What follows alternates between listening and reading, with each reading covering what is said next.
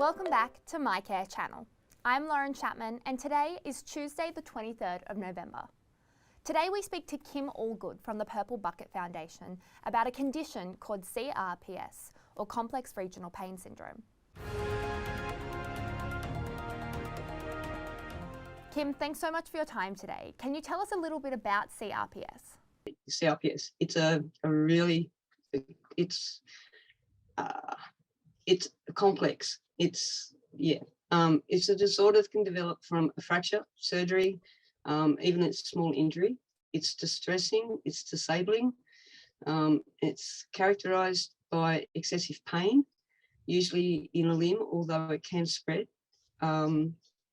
It's changes in skin sensitivity, changes in sweating, hair growth, and movement disorders. So in a nutshell, it's different to what most people would experience in other pain conditions. It's a nervous disorder, it's a muscle disorder, it's everything. From what I've read, diagnosing CRPS is a long and difficult process. Do you see this quite a bit? Unfortunately, yes. Because it's uncommon and because the range of symptoms often mimic other conditions, it is quite hard to diagnose. There is no test for CRPS. It doesn't show up on an X-ray. It doesn't show up on a bone scan. There is what is known as the Budapest Criteria, which is what is used to diagnose CRPS. But that in itself is complex. So, for instance,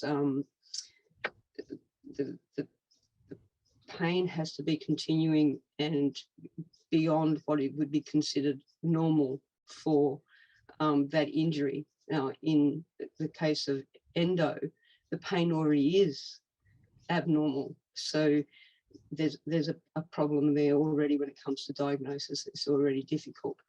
The patient has to have 2 signs in the categories listed in the Budapest Criteria.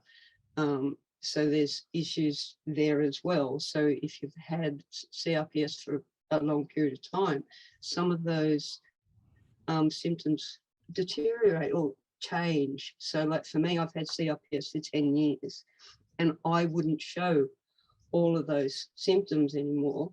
So I would come under the no other reason for the pain. So yes, I would have CRPS, but I don't meet all of those conditions on the Budapest Criteria. Right. But there's no other reason for me to be or have the problems that I have. So yeah, so it's extremely difficult to diagnose. And do you see a lot of misdiagnosis? You know, doctors saying it's CRPS when it isn't? And the opposite. Doctors thinking it's CRPS and then it turns out that it's not. So yes, there's a lot of misdiagnoses, which is again unfortunate because you're not getting the correct treatment. So those things happen, yes. And while a lot of people will blame the doctors, it's not fair on the doctors either, because this is not something that you deal with every day. From my research, some people with CRPS believe that they have just been given this label because doctors don't know what else it could be. I can imagine that would feel incredibly frustrating, wouldn't it? Yeah, it would feel like that because okay, there is no other answer. But when you think that maybe 1 in 100,000 people or 2 in 100,000 people are diagnosed with it or have it, yeah, it's not like you're going to walk down the street and bump into somebody with CRPS because it's still a rare thing. 1 or 2 in 100,000 people, 12 even in 100,000 people, because I can't remember the number off the top of my head. It's still not like you're going to bump into somebody, you know, like you might bump into somebody that's got a cold, or you might bump into somebody that's fractured a wrist or stubbed their toe, more likely than what you're going to bump into somebody with CRPS. What does the treatment look like? Treatment, again, is difficult. Treatment is changing, it's forever evolving, but so is the condition. And so are the people who are researching the condition and coming up with the best treatments. Obviously, it should be a multidisciplinary circumstance. So physiotherapy, psychology, or so a psychologist or a psychiatrist is extremely important, because this condition, because of the pain and because of the things that it changes in your life, it's extremely, or can be extremely depressing. So occupational therapy, neurology, pain specialists, rehabilitation, all of those things, plus the rest of that is available, is extremely important. When it comes to medication, there's not a lot available, because it's already been shown that not a lot works. So yes, antidepressants may be required, but not long term, because the dependence is almost as bad as the problem. Anti-inflammatories, so non-steroid anti-inflammatories, codeine, anticonvulsants, because CRPS can create body movement problems. I have, or I do sometimes have what's known as dystonia, or so I do sometimes have body movements or seizures or what have you, and tremors and stuff. So that happens as well with the CRPS over time. So yeah, anticonvulsants are quite often used. But when it comes to painkillers and what have you, maybe for a short term, but not over a long time, because they just become part of the problem, and you build up a tolerance to them, and the side effects become a huge issue. So yeah, it's really hard. So really, getting the body to move, doing the rehabilitation, and getting the self-management, learning what you can do and what you can't do. And like for me, for a long time, I wasn't able to wear shoes and socks. I couldn't walk very well and what have you. But in time, I was able to put shoes and socks back on. I'm able to walk a better distance than what I could. So over time, with the use of physiotherapy and other treatments and specialists and allied health professionals, you're able to do things again. So what causes CRPS? What caused it for you? Well, I bumped my foot and damaged a nerve, and that's how I got it in my foot. So I ended up with it in both legs, and then I damaged a nerve in my arm and ended up with it in my right arm as well. So the problem is, once you've got it, you can get another one, but it does spread for some people, but not everybody will get the spread. But not everybody will get CRPS either. So CRPS, I suppose you could, you know how not everybody is allergic to peanuts, all right? So you could go out tomorrow and bump your foot and you won't get CRPS. Right. Right. But somebody who's allergic to peanuts, 10,000 people will go out and eat peanuts and they won't get an allergic reaction. So it's a similar type thing. I could go tomorrow and damage a nerve in my left arm, but that won't get CRPS just because I've got it in my right arm. Yeah. So it's a weird condition, and it reacts differently for everybody. So it's not hereditary? Not that the researchers have been able to tell. There's no way that you can protect yourself from it. There's nothing that you can do to, you know, to stop it from happening. There's nothing that the researchers have been able to find. And we have some of the top researchers in Australia, as you would probably understand in what you do. Australia has some brilliant researchers, and we have some top CRPS researchers here. So they're still working on it. They're trying hard. So the NDIS doesn't recognise CRPS as a disability. They recognise that it's something that may cause disability, but it isn't a disability itself. So how difficult would it be for someone with CRPS to get NDIS funding? Very. If you have other conditions as well as CRPS, that would make it easier to get on NDIS. The disabilities that the CRPS causes, yes, but CRPS on its own, no, because NDIS do not look at pain, they look at disability. And although pain is a condition within itself, it's not considered an NDIS concern.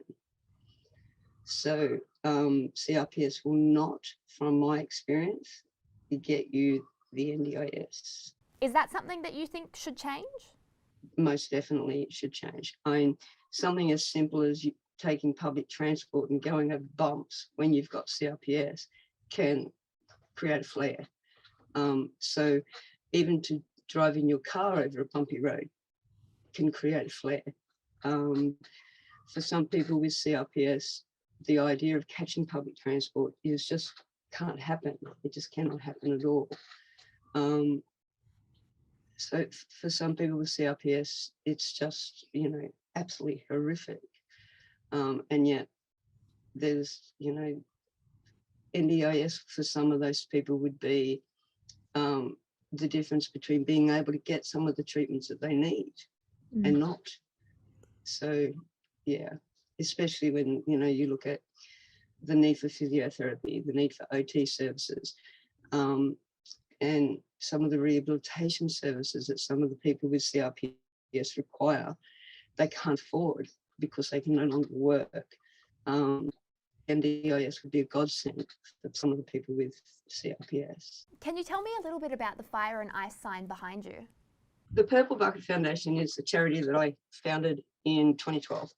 And in 2018, during November Awareness Month for CRPS, which is November now, we did a big event here in Hervey Bay at Stockland Shopping Centre where we had some amazing body artists come up and paint some models to demonstrate what pain might look like if you could see it. And one of our body artists, who was from 3 Hours Body Art, said that basically what they were doing was fire and ice, and it was paint in full colour. And these are just two of the pictures that we got, and it was just amazing art. And these are just paintings of pictures that we can keep forever to demonstrate what these amazing artists did for us. And yeah, so basically the fire and ice is what CRPS is, because some people have cold CRPS, so they get the ice burn, and some people have the hot CRPS, which is just like, it burns like a constant fire, like gasoline in your veins. Tell us more about your charity. The Purple Bucket Foundation, or CRPS Awareness Purple Bucket Foundation, we're in the process of changing our name, is a charity for CRPS awareness. We also support people with other chronic pain conditions, but obviously our main thing is CRPS. We provide support for people with CRPS. So if people with CRPS need to talk to somebody who understands CRPS, we're always here. Our phone number's on the website. It's 0411 147367. Our email is admin@tpbf.org.au. Somebody will always get back to you. There's information on the website about CRPS, about treatments that some people would consider lived experience preferred, and doctors would, and then there's other ones that the doctors have more preferred ones. The lived experience preferred ones, they're just ones that, some people have tried and say work, that doctors may not think to be the best ones to use. But lived experience matters, So yeah. But yeah, we're doing our best to raise awareness about CRPS, because as we've said, not a lot of people know about it. And the more people that learn about it, then the more people that have it will feel that they're not alone. Where does the name come from? I developed CRPS in 2011, and I'm allergic to the medication that is often used for CRPS. So I was sitting with my feet in a bucket when I was talking to my carer about wanting to develop a charity for CRPS. And she said, listen to me. And she said to me, so what are you going to call it? I don't know. And she said, well, the only way you get relief is sitting in that purple bucket. And she said, why don't you call it the purple bucket? So that's where the purple bucket came from. And I still have the original bucket. It is split, it is broken, but I still have it because we had to keep it. You seem very hopeful. Do you think that in the future they will find a cure for CRPS? Yeah, we seriously do hope that. And with some of the new things happening with the researchers and the doctors and so on and so on, there's always reason to be hopeful, because the more the doctors are learning, the better it will be for the patients. And I've had the honour to meet some of the researchers and some of the doctors, and I feel good about being able to put my trust in them. So it makes me hopeful. What a great note to finish on. Thank you so much for your time today, Kim.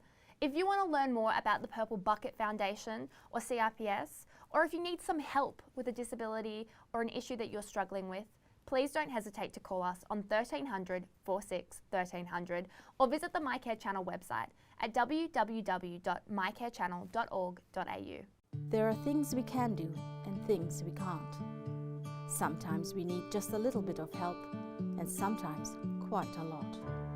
Whatever your need as a person living with a disability, MyCare Channel can put you in touch with the people who can assist. You don't need to navigate the process alone.